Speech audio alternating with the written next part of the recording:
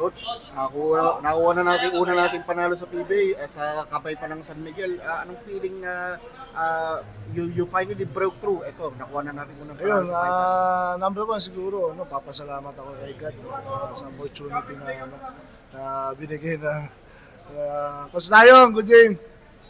Binigay ng nga sa amin, nanalo kami. Yun lang, kumbaga for the past 2 games talagang blowout yung game namin. So, itong San Miguel actually talagang medyo napakabigat itong team na to. Then yun lang, sunerte lang talaga kami na nagkaroon kami ng opportunity na medyo hindi pa ganun ka yung sa timing yung San Miguel na nakalaban namin sila today. No?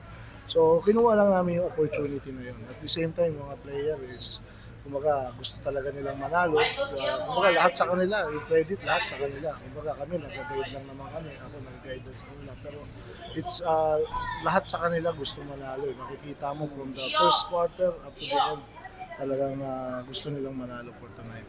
Coach, fourth quarter, ang laki ng lamang nyo, biglang hinabol pa. What was the mentality na kailangan nating harangan to? What was on the coach's side na kailangan natin pigilan to kundi makakabol tayo ng todo? Yes, no, number one, ganun katindi yung San Miguel, di ba? Kumbaga, alam naman natin na champion team yan. Talagang yun nga, we keep on reminding them na talagang babalik at babalik yan. So, kumbaga, ganun nga yung nangyari. No?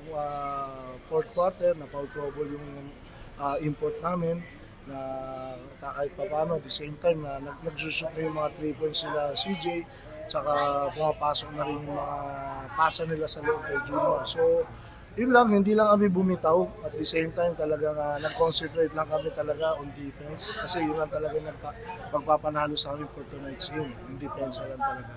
I'm sure knowing you, Coach, marami ka pang, you're not still satisfied. Yung mga gusto ko pang i-improve sa team, ano yung mga i-address mo pa rin na kailangan pa natin i-refine para sa ating opponent? Yes, number one, yung attitude namin towards the game.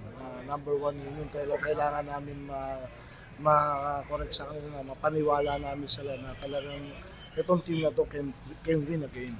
So number one yun. Kasi magsisimula lahat yan sa practice eh.